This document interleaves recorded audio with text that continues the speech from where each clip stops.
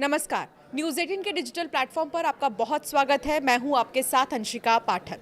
देश को नया उपराष्ट्रपति मिल चुका है, लेकिन सवाल यह है कि आखिर शपथ ग्रहण कब होगा, कौन कौन शपथ ग्रहण में शामिल होगा और कहां होगा, कितने बजे होगा। तो इस वीडियो में आज आपको मैं बताऊंगी कि आखिर उपराष्ट्रपति का जो शपथ ग्रहण समारोह है उसमें कौन कौन से मेहमान शामिल होने वाले हैं, कितना खास होगा और कैसे सीपी राधाकृष्णन ने जीत हासिल की।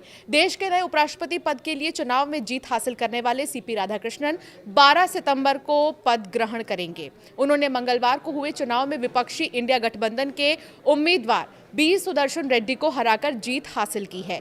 इस चुनाव में उन्हें कुल 452 वोट मिले हैं।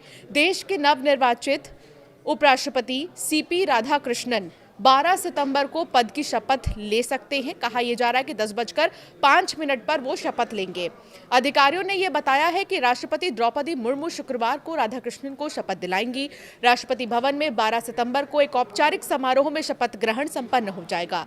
67 वर्षीय राधाकृष्णन ने मंगलवार को हुए उपराष्ट्रपति चुनाव में संयुक्त विपक्षी उम्मीदवार बी सुदर्शन रेड्डी को हराकर जीत हासिल की थी। ये चुनाव तत्कालीन उपराष्ट्रपति जगदीप धनखड़ के 21 जुलाई को अचानक दिए गए इस्तीफे के बाद कराया गया था। संसद भवन में मंगलवार को हुए मतदान में राधाकृष्णन को 752 वैध मतों में से प्रथम वरीयता के 452 वोट मिले थे, जबकि रेड्डी को प्रथम वरीयता के महज 300 वोट ही मिले थे। 14 सांसदों ने क्रॉस वोटिंग की है। उपराष्ट्रपति चुनाव में लोकसभा और राज्यसभा के सभी सांसद मतदाता होते हैं। देश में 17 बार उपराष्ट्रपति पद का चुनाव हुआ, जिसमें सर्वपल्ली राधाकृष्णन और हामिद अंसारी 2 कार्यकाल तक इस पद पर रहे हैं। निर्वाचन अधिकारी पीसी मोदी ने बताया कि 781 मतदाताओं में से 98.2% यानी कि 767 ने मतदान किया। इनमें 15 वोट अवैध पाए गए, जिससे वैध मतों की संख्या 752 रह गई। वहीं एक डाक मत को रद्द घोषित कर दिया गया, क्योंकि संबंधित सांसद ने वोट डालने से इनकार किया। उपराष्ट्रपति चुनाव के लिए निर्वाचक मंडल में कुल 788 सदस्य होते हैं। इनमें 245 राज्यसभा से और 543 लोकसभा से। राज्यसभा के 12 मनोनीत सदस्य भी चुनाव में मतदान करने के पात्र होते हैं, लेकिन वर्तमान में निर्वाचक मंडल की संख्या 781 है, क्योंकि राज्यसभा में 6 और लोकसभा में 1 सीट रिक्त है। तो जीत के लिए कितने चाहिए थे वोट? 377। भाजपा न सिर्फ विपक्षी इंडी गठबंधन में सेंध लगाने में कामयाब रही, बल्कि भाजपा कांग्रेस से समान दूरी की नीति अपनाने वाले दलों के मतदाताओं के बड़े हिस्से को भी अपने पक्ष में करने में कामयाब रही। बीजू जनता दल, भारत राष्ट्र समिति, अकाली दल और एक निर्दलीय समेत कुल 13 सांसदों के मतदान से दूरी बरतने और एक डाकमत रद्द होने के कारण कुल मतदाताओं की संख्या 767 रह गई थी। इनमें भी 15 मत अवैध पाए गए। इसके बाद जीत के लिए जरूरी मतों की संख्या 377 रह गई थी। इसके अलावा राजग उम्मीदवार राधाकृष्णन को जीत के लिए जरूरी मतों से 75 मत अधिक मिले।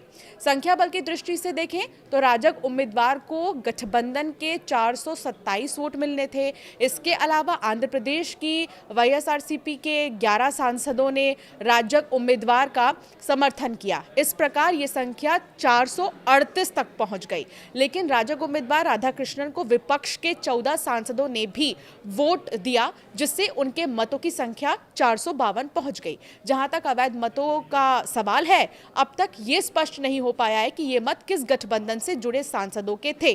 वैसे सूत्रों का यह मानना है कि इनमें ज्यादातर विपक्षी गठबंधन के सदस्य थे।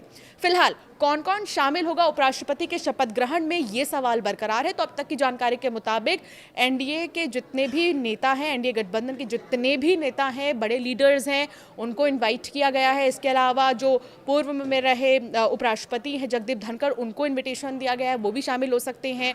राहुल गांधी भी शामिल हो सकते हैं। ऐसे कई सारे नाम हैं जिनके शामिल होने की बात सामने आ रही है शपथ ग्रहण समारोह में, और इन्विटेशन भी जा चुका है। फिलहाल भव्य तरीके से शपथ ग्रहण समारोह का आयोजन होगा राष्ट्रपति भवन में ही। लोकसभा और राज्यसभा मिलाकर इंडिया ब्लॉक के दलों की सदस्य संख्या की अगर हम बात करें तो वो 324 है। इसके बावजूद उसके उम्मीदवार रेड्डी को सिर्फ 300 वोट ही मिले। अगर 14 क्रॉस वोटिंग वालों को हटा दें तो जाहिर है कि अवैध घोषित होने वाले 10 मत निश्चित रूप से विपक्षी सांसदों के थे। सीपी राधाकृष्णन को चुनाव जीतने पर बधाई देते हुए पीएम मोदी ने विश्वास व्यक्त किया कि वो एक उत्कृष्ट उपराष्ट्रपति साबित होंगे। पीएम मोदी ने सोशल मीडिया पर कहा कि सीपी राधाकृष्णन जी को 2025 के उपराष्ट्रपति चुनाव में जीत के लिए बधाई। उनका जीवन हमेशा समाज की सेवा और गरीबों और हाशिए पर पड़े लोगों को सशक्त बनाने के लिए समर्पित रहा है।